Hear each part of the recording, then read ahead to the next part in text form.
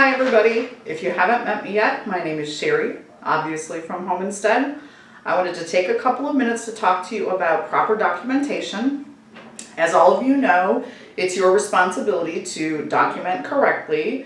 So I just wanted to go over with you quickly what exactly we need from you. You're aware, but just to remind you to be extra diligent. And in particular, I'm going to talk to you about our clients that have a long-term health care policy. Because it's extra important for those clients that your log notes be correct. So everything that I highlighted here, first of all, are things that you know you have to fill out. So what I would suggest to you, just so you make sure that everything is correct and you don't forget anything, is that you go ahead and when you arrive at your shift and fill out your name, the date, the day of the week, your time in, and then go ahead and sign your name at the bottom so you don't forget that.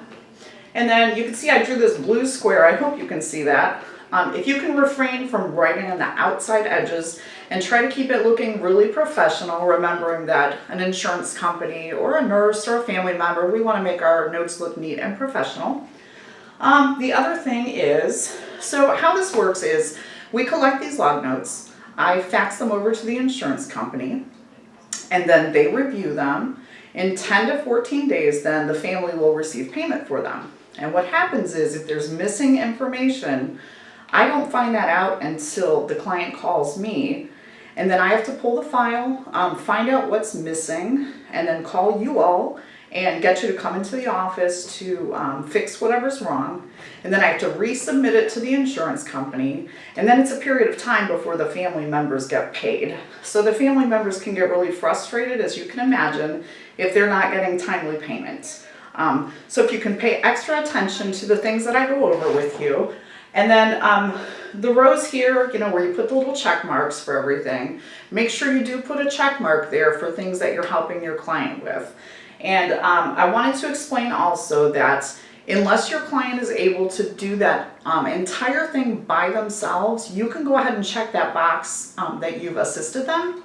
And how that works is, so if your client is able to get dressed, but they're not able to put on their shoes and tie them, you are assisting them with dressing. They're not able to do that task completely on their own.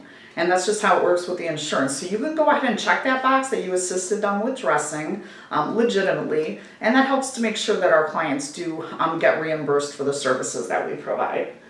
Same thing with walking and stabilization. You may not have to do a lot to help them. You might maybe take them out shopping, but you do hold on to their elbow to kind of stabilize them. You can go ahead and check that box that you help with walking and stabilization. You can legitimately check that because they're not able to do that completely alone. And then go ahead and just make sure all those boxes are checked. And in your notes, you don't have to be super detailed, but I do need you to write enough in there that the insurance company can see that we are completing the tasks that are needed as a requirement by them. So if you do an overnight shift, I see it often with overnight shifts, make sure you kind of write what time the client went to bed, if you help them get into bed, if you help them get into pajamas so they could go to bed, that kind of thing. So just try to put enough detail in there to show that we are assisting with those things that they're needing some help with. If you do have any questions, please give me a call here at the office and I'm happy to go over it with you, give you a little more information if you need it. So I appreciate your time. Thank you so much for your attention to it, and I hope you have a great weekend.